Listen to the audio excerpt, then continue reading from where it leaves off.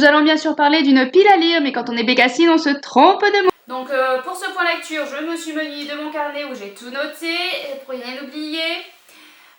Du coup, j'ai noté aussi les livres que je vais entamer fin janvier. Voilà, je vais les commencer fin janvier, donc je sais très bien que début février, ils seront encore en cours. Donc je les ai notés. Il y a Vaisseau d'Arcane que j'attaque le 26 janvier. En lecture commune, donc du coup début février ça sera encore en cours. Il y a La Ville sans vent qui celle-ci attaque le 28 janvier. Et il y a La Chasse fantôme qui attaque le 31 janvier. Donc là c'est sûr et certain que ça sera toujours en cours en février. Voilà, donc j'ai noté ces trois là. Donc La Ville sans vent, je l'ai en papier, c'est encore mieux pour vous montrer. La Ville sans vent d'Eleanor de Villepoix, aux éditions Hachette Roman. Donc dans cette histoire, on suit Lastianax, je vais y arriver. On suit Lastianax qui a 19 ans, qui vient de finir sa formation de mage. À la fin de cette formation, malheureusement, il s'avère que son formateur s'est fait assassiner, donc il veut retrouver l'assassin de son formateur. Et en parallèle, on suit, je ne me rappelle plus son prénom, on suit Arca qui elle est à la recherche de son père qu'elle n'a jamais connu. Donc leur chemin va forcément se croiser, c'est tout ce que j'en sais, je ne peux pas en savoir plus. Et il y a une phrase qui m'a accrochée sur la 4e de couverture qui est « Lui recherche l'assassin de son maître, elle le père qu'elle n'a jamais connu, lui a un avenir, elle a un passé. » Voilà, donc j'ai trouvé ça assez accrocheur. Donc j'ai un demi-aventuré, donc ça j'ai dit que c'était le 28 janvier en lecture commune sur Discord. Donc ça va pas tarder à être lu. Ensuite je vous ai parlé... Alors ceux-là ils sont en e-book et je dois avouer que j'ai pas relu le résumé, donc Vaisseau d'Arcane et La Chasse fantôme, je sais même plus du tout de quoi ça parle, donc voilà, je vous en dirai pas plus. J'ai pas envie de relire non plus le résumé. Après je vais lire Rouge de Pascaline Nolo aux éditions Électrogène Gulfstream édition. Donc déjà la tranche est toute rouge, j'ai trouvé ça original. Voilà, je sais que c'est une réécriture du Chaperon rouge, mais qui est très éloignée apparemment parce qu'il y en a qui ne se sont pas rendus compte que c'était une réécriture du Chaperon rouge. Donc voilà, donc je ne relis pas non plus derrière. Ça avait l'air plutôt pas mal, ça me donne très envie. J'ai eu beaucoup d'avis positifs sur ce livre-là. Donc j'ai très envie de m'y plonger. Je n'ai pas envie de relire le résumé, pareil. J'ai envie de m'y plonger comme ça sans en savoir plus. Il est assez court, je crois, 300 pages. Bon, c'est pas écrit très gros, mais ça devrait se lire quand même assez vite.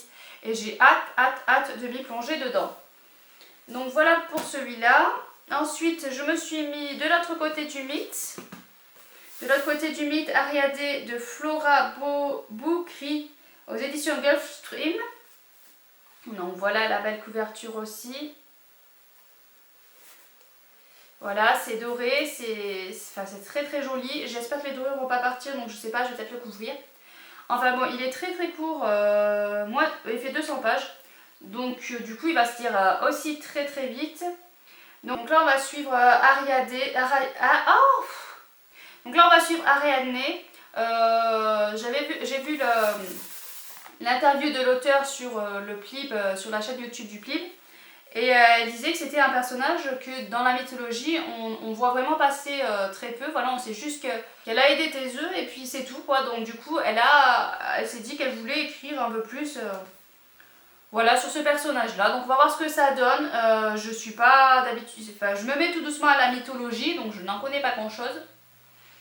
Donc peut-être que je vais découvrir quelques petites choses là-dedans. Voilà, on verra bien. Ensuite, j'ai pris Stin Sailor, le tome 1, L'Héliotrope, de E.S. Green aux éditions Gulfstream aussi. Tiens, j'ai enchaîné, j'ai pas fait attention. Donc, laissez-vous porter par le vent au bord de l'Héliotrope pour un voyage inoubliable. Donc, ça parle de piraterie, c'est un bateau volant. Hein. Du coup, ça me donnait très envie. J'ai vu l'interview sur la chaîne YouTube du Plib de l'auteur, ça m'a donné encore plus envie, donc j'ai hâte d'y m'y plonger dedans. Voilà, en plus il est super beau ce livre, j'adore. Voilà, donc déjà ça donne envie, hein. Ils font des choses comme ça, déjà, on a envie de s'y plonger dedans. Donc voilà, je verrai bien ce que ça donne aussi. J'ai Sous les sabots des dieux. Alors comme une Bécassine, pareil, c'est un e-book, donc j'ai ni noté l'auteur ni l'édition, donc je vous mettrai une photo à côté. Et j'ai Rose éternelle aussi à lire. Donc voilà, ça c'est ma pile à lire de février. J'ai hâte de m'y plonger dans tous ces livres. C'est une pile à lire de livres réservés au PLIB. Hein. C'est que des livres du PLIB, c'est tous ceux qui me restent à lire, que je n'ai pas encore lus. Tous les autres, je les ai lus. Donc je me dis, ça fait... Donc il me reste 8 livres à lire pour le PLIB. En un mois, je me dis que c'est faisable. C'est faisable et si j'y arrive, je suis super contente parce que j'ai vraiment envie de lire tous les livres pour pouvoir vraiment mettre les 5 qui m'auront le plus plu. Parce que c'est vrai que juger un livre sans le lire, ça va être compliqué. Donc j'ai vraiment envie de tous les lire. Et puis il y en a vraiment comme Rouge et Steam Sailor où j'ai très hâte de me plonger dedans. Donc voilà, donc sur ce, ben voilà, je ne vous tiens pas plus. N'hésitez pas à me dire si vous avez lu un de ces livres, ce que vous en avez pensé. Si... Juste pour faire un petit coucou, hein, simplement. N'hésitez pas à vous abonner à la chaîne, à laisser un petit pouce bleu. Et à bientôt.